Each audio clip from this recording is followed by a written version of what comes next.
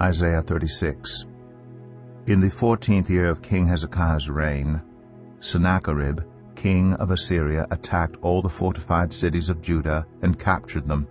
Then the king of Assyria sent his field commander with a large army from Lachish to King Hezekiah at Jerusalem. When the commander stopped at the aqueduct of the upper pool on the road to the launderer's field, Eliakim, son of Hilkiah, the palace administrator, Shebna, the secretary, and Joah, son of Asaph, the recorder, went out to him. The field commander said to them, "Tell Hezekiah, this is what the great king, the king of Assyria, says. On what are you basing this confidence of yours? You say you have counsel and might for war, but you speak only empty words. On whom are you depending that you rebel against me? Look, I know you're depending on Egypt, that splintered reed of a staff which pierces the hand of anyone who leans on it. Such is Pharaoh, king of Egypt, to all who depend on him. But if you say to me, 'We are depending on the Lord our God,' isn't he the one whose high places and altars Hezekiah removed, saying to Judah and Jerusalem, 'You must worship before this altar'? Come now, make a bargain with my master, the king of Assyria. I will give you 2,000 horses if you can put riders on them.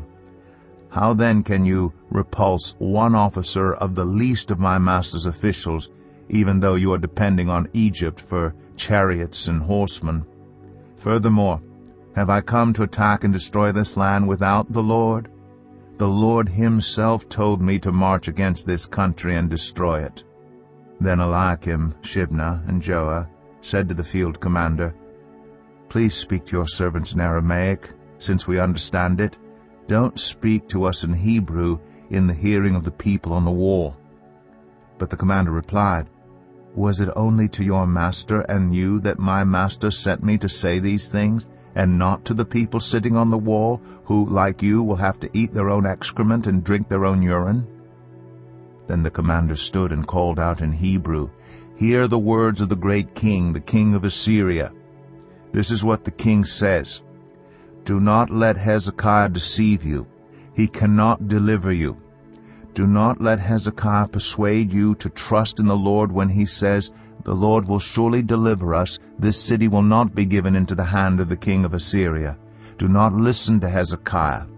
This is what the king of Assyria says, 'Make peace with me, and come out to me. Then each of you will eat fruit from your own vine and fig tree, and drink water from your own cistern, until I come and take you to a land like your own, a land of grain and new wine, a land of bread and vineyards.' Do not let Hezekiah mislead you when he says, 'The Lord will deliver us.'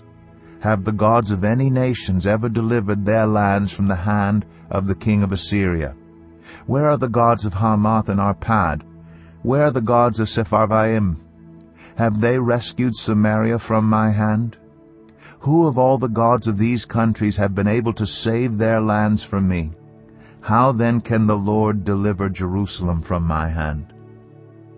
But the people remained silent and said nothing in reply, because the king had commanded, "Do not answer him." Then Eliakim, son of Hilkiah, the palace administrator, Shebna, the secretary, and Joah, son of Asaph, the recorder, went to Hezekiah with their clothes torn, and told him what the field commander had said.